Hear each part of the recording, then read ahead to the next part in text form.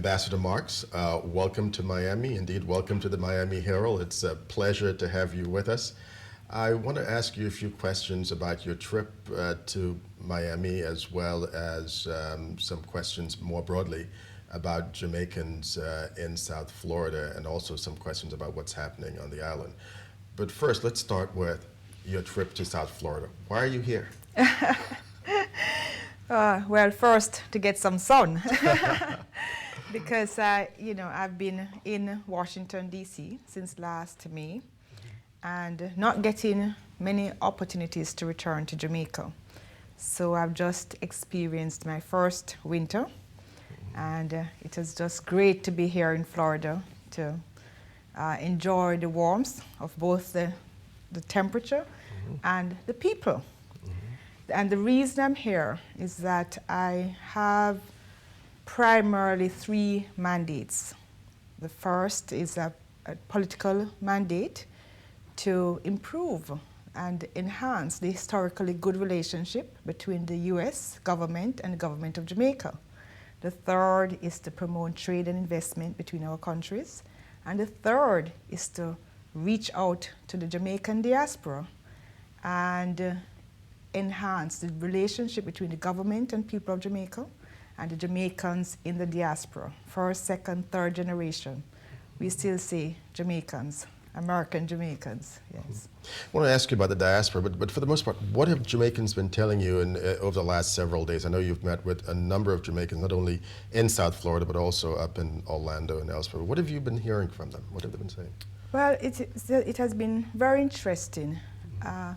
What the most is to see the passion that so many Jamaican Americans still really do have for the development of Jamaica. And they have been expressing their support for the development process of the country and their concerns about what is not going right.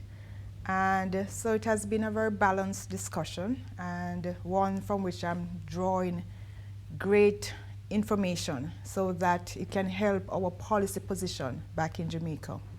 And it is from both here, as you say, in South Florida, and also in Central Florida when I visited Orlando. And this is actually my 8th state visit. I've gone to other states because Jamaica, there are 20 states in the United States where there are many Jamaicans, or Jamaicans in sufficient numbers to warrant a visit and for us to establish a strong, continuous relationship. So I still have another 12 states to go, yes. Well, good luck with that. But in terms of the diaspora, the Jamaican diaspora, and in terms of how it's organized, seems to be the envy of a number of countries. Yes. In terms of, I know you have the annual diaspora conference, which I understand will be happening soon in Jamaica. In June. But how was Jamaica able to make that a reality, and how do you intend to use that diaspora to help get the gains that the government of Jamaica would like to have in this country? Well, first of all, the Jamaican migration to the United States is not recent. Right. We Jamaicans have been coming here since over the last 200 years, actually. Not very well known that we have such established relationship of migration, but for example, one of our first or more celebrated immigrant came in 1812. James Brown Russworm, who was the second black person to graduate from college at Bowdoin, and he was the founder of the first black newspaper, and went on to become a governor in Liberia. And then since then we have had, in the 1900s, thousands of Jamaicans migrating. They were involved in the Panama Canal rebuilding at that time, and then came to the US after that project was completed. Jamaicans also came in the 1940s when we had World War II. Many American men had to go off to fight war, and Jamaicans came, many as laborers, to work on the farms, especially the Connecticut area, and they stayed, again in the region of between 10 to 15,000.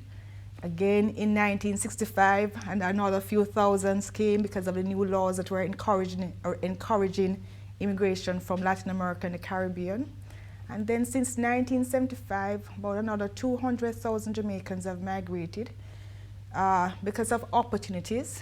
And we are now looking at a diaspora in the region of 3 million, including first-generation Jamaican Americans. And how have you been able to use that diaspora, for example, the diaspora organization, which is very effective? Yes. How have you been able to use that to help the government's goals and aims here in this country? Right. Well, we started our diaspora organization in an organized manner in terms of the relationship between the government of Jamaica and the recognized diaspora leaders in the USA and also in Canada and in the UK.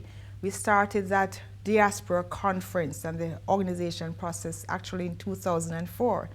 So it's still a recent organization, but we now work together on developmental areas such as security, economic development, trade and investment, and every other year the conference brings those objectives together so we can see how we can both participate towards end goals of a developed Jamaica by year 2030. So there's a common vision that we are both working towards. I know in South Florida, Jamaicans have excelled in a number of areas, whether it's mayors, lawmakers, prominent business people, civic, you can name certainly a long list. What do you think accounts for that? Well, I think firstly it's the emphasis on education. It is a major investment that every Jamaican family believes is the most important that they can make, ensuring that their children gets proper education. So an interesting statistic is that Jamaica accounts for, per capita, most of the graduates from Ivy League schools in the USA of a minority group. And so the emphasis is really on education. I think that is what has made the biggest difference in how Jamaicans are able to strive in a country like the United States, which rewards good education. Yes.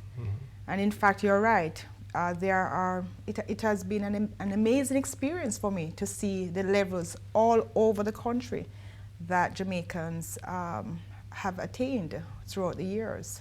So in fact, next year, which is our 50th anniversary of independence, we are now in the planning stages of having a major recognition program for outstanding Jamaicans in the diaspora, and we are going to be celebrating all over the country. Yes. Ambassador, correct me if I've read recently that, and we're talking about a number of Jamaicans doing a number of different things here in a number of different ways. I've read that, for example, most of the drugs seized at Miami and Fort Lauderdale Airport have been seized from Jamaicans. I've also read that the majority of immigrants in the jails are Jamaicans. How much does that concern you? Oh, it's a major concern. And we have to look at the cause. Jamaica is actually ideally placed as a transshipment port between South America, the supplier of goods, the supplier of narcotic drugs, and America, the major consumer. And unfortunately, for many years, we had, in some form or the other, allowed this trade to take root. And when you look at just the figures, it's a $36 billion industry in the region. And I think it was underestimated. And because of Jamaica's position, Jamaica was particularly targeted for drug trafficking. And they infiltrated a number of communities, especially the poorer communities.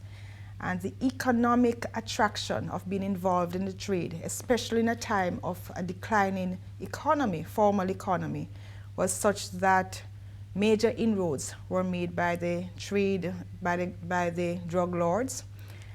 That is changing, and so, of course, many Jamaicans got caught up in the drug trade, and that has led to the population in the jails and all the drug problems that we have found ourselves in. But that is changing. Since last year, we, the country, and I speak in totality, the government, the opposition, the people, we came together and we are now making a major push to dismantle garrisons and the neighborhoods that have been taken over by the drug trade. And we're doing so in cooperation with and support from the USA to target those communities, go after gangs, and we are seeing amazing results. We are now seeing a 44% decline in crime, drug-related crimes and murders in particular. So it is a problem. What is good, it is recognized as a major problem, and resources are now being put in place to combat that problem. Ambassador, what's the biggest misconception you think people have of Jamaicans? The biggest misconception is that, again, going back to that problem, recently, especially over the last decade, persons hear Jamaicans and think of persons being involved in a drug trade. And that's a minority of Jamaicans. Most Jamaicans are very hardworking. In fact, before this recent reputation, a Jamaican was defined as someone having 3 jobs. So that is more, we are very hardworking, very ambitious, and of course fun-loving. You know, Jamaica is also known as we are known also as a place that we have the happiest people on earth. So we are fun-loving, and I think we have a great culture and great athletes that we are known for. And I believe, especially with the programs that we are working on for next year, the celebrations, we are going to see our reputation come back to how it is supposed to be. And when a person thinks of Jamaica, they are going to have a very positive feel about who we are. Yes, and this process helps. Yeah. Thank you. Well, Ambassador, good luck with everything next year. But before you go, I want to ask you one final question. I saw a picture of you not too long ago in the Oval Office. Yes. Meeting with the president. Yes. What was, talking about misperceptions, what was in terms of talking to him, what was the biggest misperception you had going in, and after you met with him, what were your thoughts after that meeting with the president? Well, on a personal level, nothing really changed after the meeting, because I thought before that he is clearly highly intelligent person and very charming and engaging, and I had that same impression after. But at a national level, it was a time when the relationship with the USA was a bit strained, and I had doubts before going in as to the reception. But he remained true to form in terms of stating a position, but understanding the situation and working and expressing the desire for us to work together to a common objective that is beneficial to both countries. So it was a very good meeting. And there hasn't been a U.S. president to visit Jamaica in a while. I know President Obama was in Trinidad a few years ago. Yes. Any visits to Kingston or Montego Bay on the horizon? We are discussing a visit, yes. So. And we expect it to happen soon.